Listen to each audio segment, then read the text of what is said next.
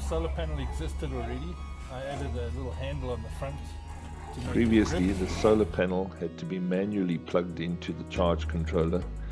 I permanently wired it, running a cable on the underside of the roof rack and down into the cab to the solar charge controller.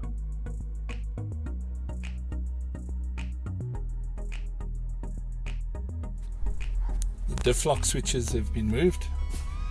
They were previously located here next to the steering wheel, where the wiper and rear demister were, and which is very impractical. I moved the battery monitor from the back of the car to the front. Definitely more useful where you can see it.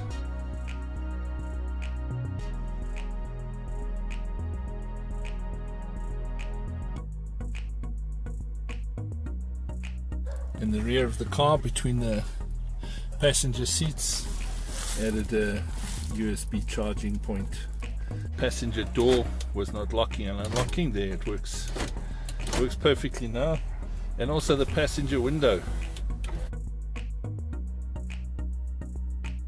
In the back seats, let me remove the headrest so that you can get a better idea. The seats flip forward, and there's the auxiliary battery, wired in fused, that's held right through the bottom of the box with this strap cam buckle. And then there's the water tank mounted on the back.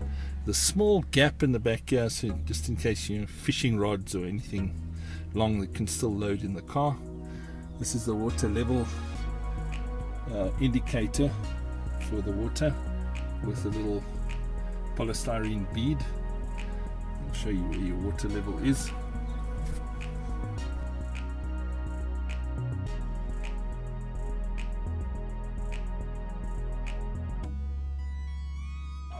So, filling of the water tank. You can see the water tank is in the back there, mounted in a frame and strapped down with two 500 kilogram rated cam buckle straps.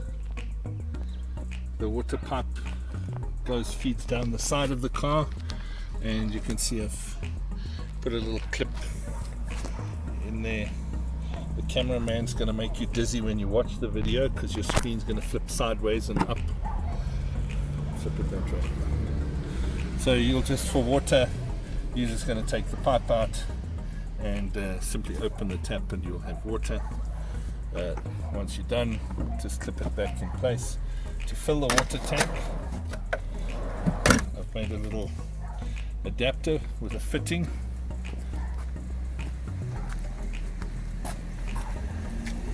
So, drain the other side, David.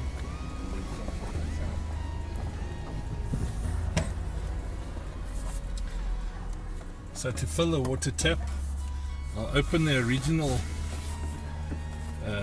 cap just to relieve some of the pressure, and I put the garden fitting in, and then I'll just simply plug into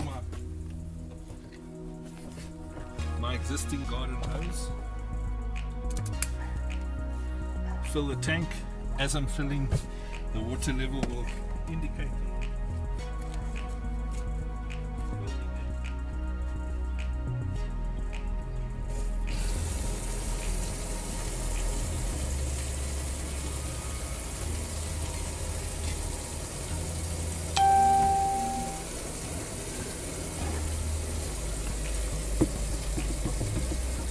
Seems my polystyrene bead is stuck. Oh, there we go.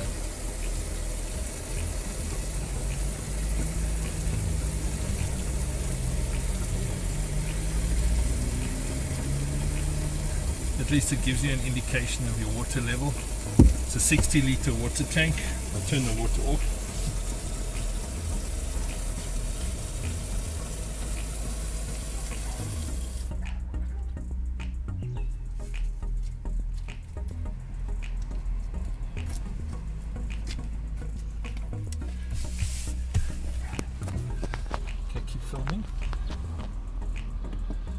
So now to end the filling process, all I'm going to do is release the hose from the fitting and tighten down the cap. This is an it's a one-way fitting, so when you've opened the tap it doesn't create a vacuum in the tank. It opens up, but it won't allow water to spill out into the car. One of the client's briefs was to be able to mount or keep his toolbox in part of the storage in the vehicle, and so he's got a nice brand new spiffy birthday toolbox which can be removed and used and then replaced. Pretty simple, pretty basic.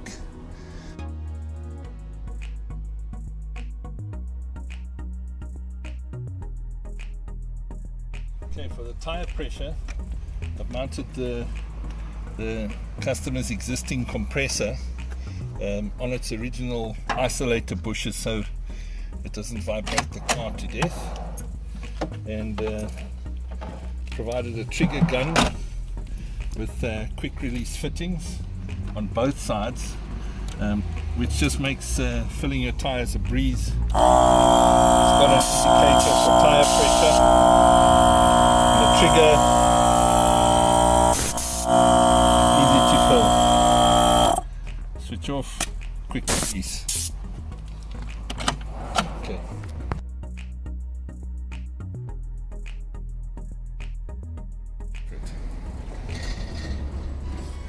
So this is the client's existing switchgear. He will at some point replace it with something more electronic, but the client wanted full control over his charging system. It's an existing switch. I just rewired it and labeled it. So charging of the auxiliary batteries off, charging from alternator, or charging from the solar panel. Pretty simple to manage.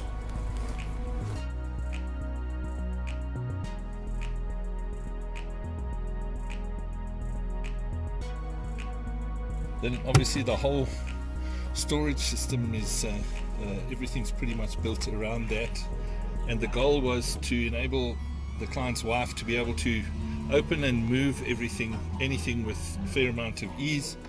So I used lockable paddle handles, and there's no need to hold a catch or hold a spring to close them. It's just a slide shut, each one, and the bottom drawer is larger because the client has a particular cooker that has to be able to fit in here, hence the larger drawer.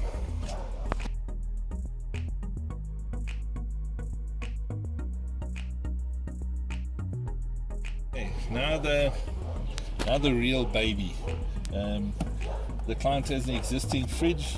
It's a monster of a fridge. It's one of the dual zones that are available. I made a slider for it, and again the goal was ease of access and ease of use, so I made a little mechanism, and that's on another little YouTube clip, where you just pull the handle and it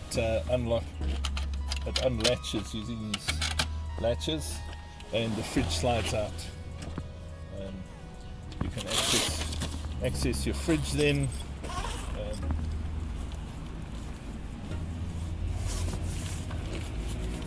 As I said, dual zone fridge freezer. He's got some charcoal and newspaper in there, which is a good idea to prevent odors.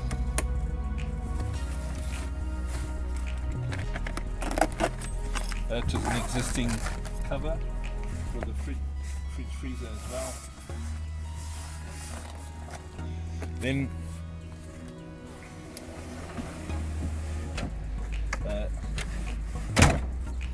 there's my special little thing for the client is a Worktable. He had an existing fridge slide which I've inverted, and onto it I've mounted food grade 316 stainless steel sheet, which you can use just like this to stop on the side of the road, have a meal, easy to clean, easy to open and close, and that was the brief. The mechanism pretty much works like that, and it self-closes, so it's really all easy to operate. And then if you want to cook, and he does have a cooker that goes in here, you can open it up and the work surface becomes a splashback, and you have a second work surface beneath that. Should you need to get something out of the fridge while that is open, you can do the same. And if you're really going to load heavy things on this and camp for a long time, I've just put a twist lock pole in place. It's nice and solid, really simple camp, so everything is illuminated. You have access to everything without removing anything else. Right, to close it up, it's pretty simple. Twist the pole, it locks into a little clip. Close the cover,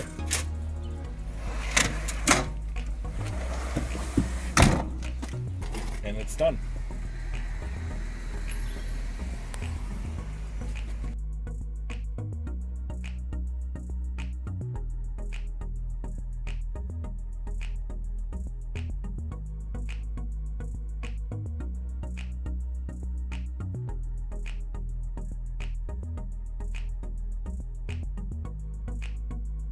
Of lighting, these little LED bars have been fitted.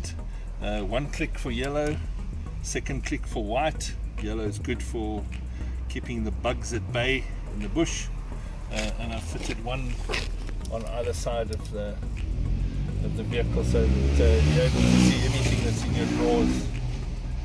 your drawers or in your fridge while you're opening.